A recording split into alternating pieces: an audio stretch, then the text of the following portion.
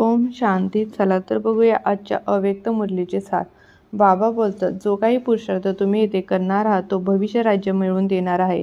तेव्हा आपला पुरुषार्थ चेक करा. माया या पुरुषार्थामध्ये काही विघ्न तर नाही ना टाकत हे चेक करा.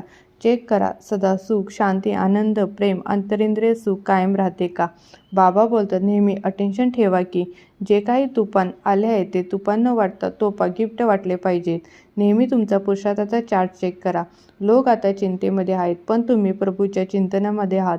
कारण तुम्हाला माहीत आहे करणहार तोच आहे, आपण फक्त इथे निमित्त आहोत. बाबा बोलतात, संकल्प प्रत्येक सेकंदाला चेक करा. कारण या संगमयुगामध्ये समय खूप महत्त्वाचा आहे. कोणाचा कधीही लास्ट टाईम येऊ शकतो. आपला पुरुषार्थ एवढा हवा की आपल्याला आपल्यामधील कोणताही खजिना यूज करता आला पाहिजे. बाबा येथे खजिना म्हणजे आपल्या 7 शक्त्यांबद्दल सांगत आहे. जेव्हा हवी तेव्हा आपल्याला ती शक्ती यूज करता आली पाहिजे. बाबा बोलतात, सुखाचा खजिना सगळ्यात मोठा आहे. आपण जेवढे दुसऱ्याला देऊ तेवढे आपल्याला डबल येईल.